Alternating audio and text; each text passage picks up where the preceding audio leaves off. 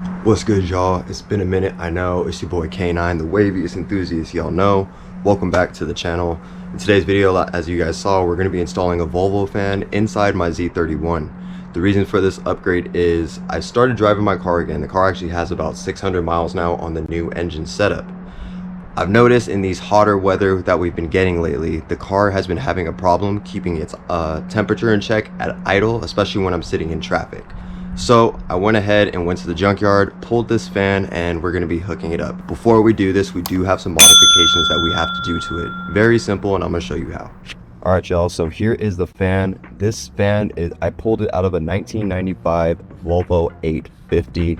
I was actually looking for the fan that had the little bypass flaps already in it, but this should be fine. And if this doesn't help with my cooling, I probably have a more serious issue. Now, there's two things I'm gonna have to do to this fan before we actually get it mounted in the car. And number one, we're gonna trim off this excess part up here. And number two, this shroud had this little, I don't know what this is for. It's like a pass-through or something for the radiator. This went like this on this side. So what I'm gonna do is we're gonna actually put some JB Weld, and we're gonna cover this so it's sealed a little bit better. And then I'll go ahead and probably end up painting this whole thing. So let's go ahead and work on modifying.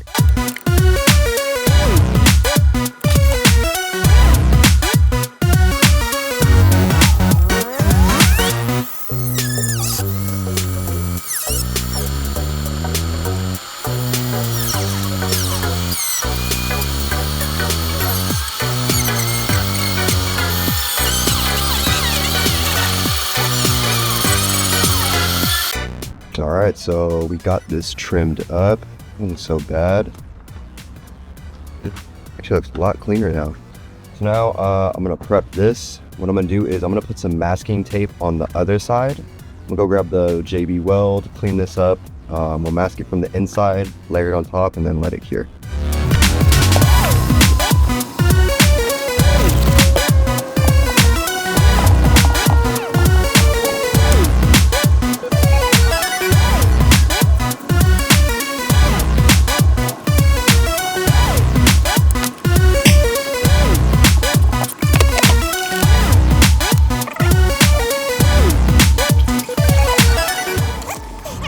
Alright, y'all, so here is the finished product of the Shroud.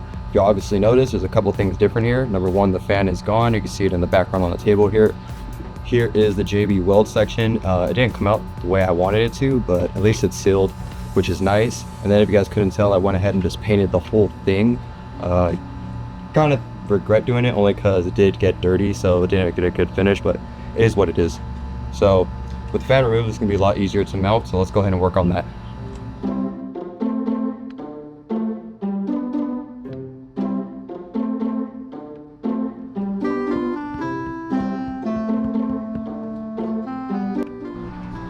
Alright, y'all, now it's time to get this shroud mounted in the car.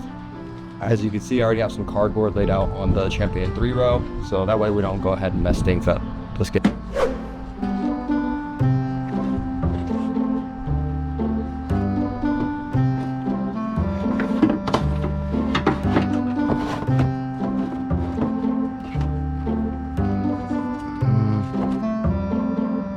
y'all. So as you guys saw, we had to pull off that vacuum line because it was in the way from the wastegate. I went ahead, pulled that vacuum line off, and then I made a couple more trims here on the shroud. After that, I did go ahead and test fit this, and I did test fit it in two orientations. First orientation being like this, the second like this, as you can see on screen. And I'm gonna go with the blank space to the right because, as you can tell, it's just gonna give me so much more clearance, especially for my intercooler piping, which will be right on that side. So let's go ahead and get this in the car.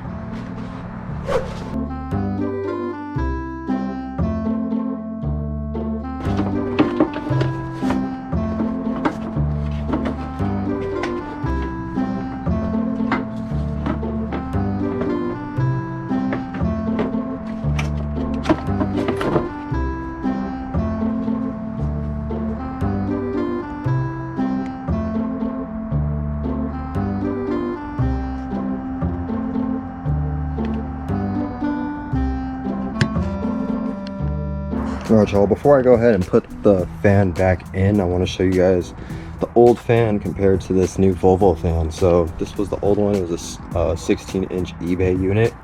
Worked well all this time. I actually tried putting this on the Shroud to see if I can just do that, but didn't really work, so whatever. But yeah, this is the Volvo fan here. You can see comparison wise, they're about the same size, but as y'all saw in the pictures of fitting the fan in there, this thing's gonna be tight.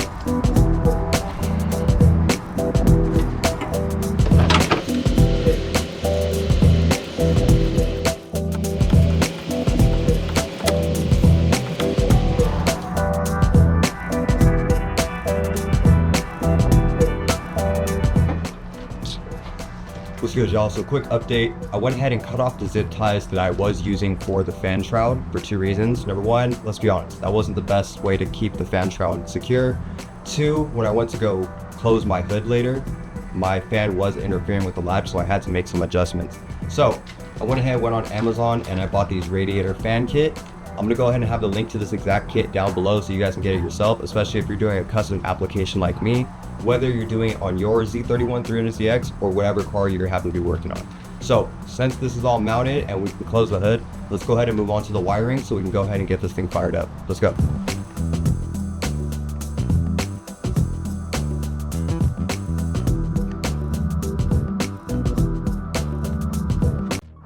All right, y'all, so let's go ahead and get to the wiring. Before we physically do that, let me show you guys everything I'm going to use for this job. Now, this is an 80 amp relay. I actually got this off eBay. It's a Bosch rep, basically. If you look here on this paper, this is how my current relay is set up. So number 87, this big red wire was my old fan's power switch. This white wire is what fed the Megasquirt output, which is pin number 85. Pin 30, this big yellow wire, is our power wire. And then the skinny yellow wires are 86 12-volt accessory. Now, this is a spare one. I already have this wired up in my car. If you guys already glanced and noticed, on the new setup, there's only two wires we actually have to change. We're going to take this 87 wire from this Volvo relay right here, the power wire, and we're actually just going to feed it into this. Very simple. And then with the the 85, the ground, we're just going to change this to a ground. So that's all I have to do. The other thing I am going to do on the relay that's already in the car, I'm not going to use this one. Like I said, I already have everything set up. Is for my power wire. On my old fan, this is a 10 gauge wire. On my old fan, I want to say maybe it's like 12 gauge. So I'm going to cut off the entire power wire. Over here, you can see I ordered some new 10 gauge wire. So I'm going to redo this to the battery terminal. And if you also notice here, I have this fuse tap. On my current fan setup, I have a smaller one with a normal 30 amp fuse. I was told with this Volvo relay, when it goes to high, it has an amp spike up to about 70. So I don't know, hopefully this 50 takes care of it. If not, whatever, we can upgrade it, but the wiring should be good. Hopefully, you know, obviously this is the only thing that ever messes up. And then if you're wondering what this is the ground wire that comes directly off the fan. This was my old ground I had on the old fan setup, so I just got to connect these and then make a new ground for that. So other than that, got some tape here. This is some wire sheeting. Once we're done, make it look nice. I have some butt connectors and then some heat shrink. So let's go ahead. I'm gonna put you guys on a tripod and then let's go ahead and get to work.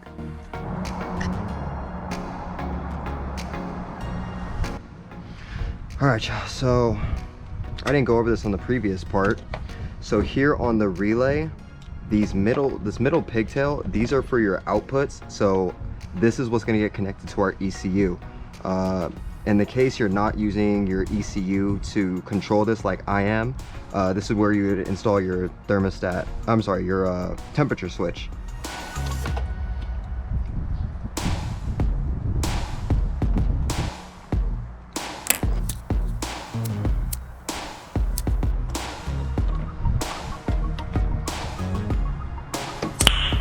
Nice.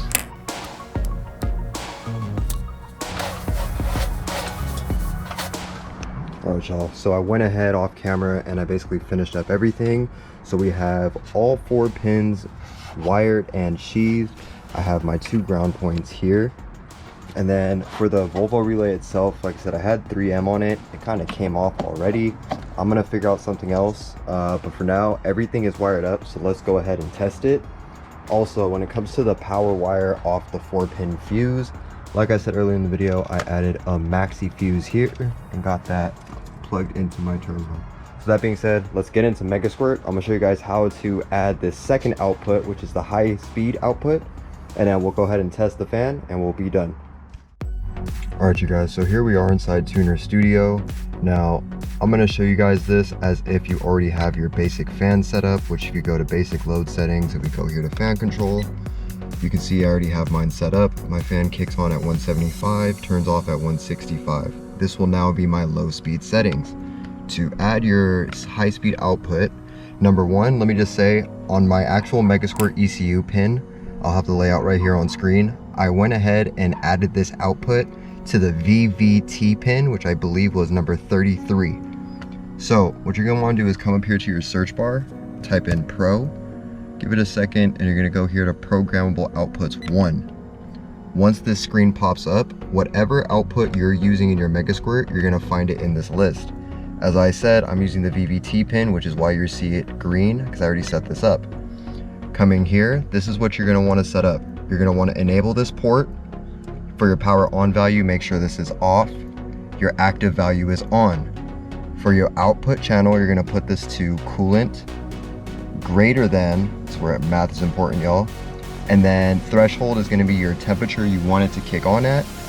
Hysteresis is gonna be the temperature you want it to cut off at. So mine will cut off at 180 and go back to low speed. Once this is done, you're gonna go ahead and hit burn. Now, let's go ahead and test the fan. Coming back here in Megasquirt in the top right corner, you're gonna go to Canvas Test Modes, and we're gonna come down to Output Test right here at the very bottom. Now I have my door cracked, so if I go ahead and enable test mode, my low speed fan is set up here on idle, so if I hit this, hear that. It's off. Now, if I go to VVT and I turn that on, we can hear that that fan is now on.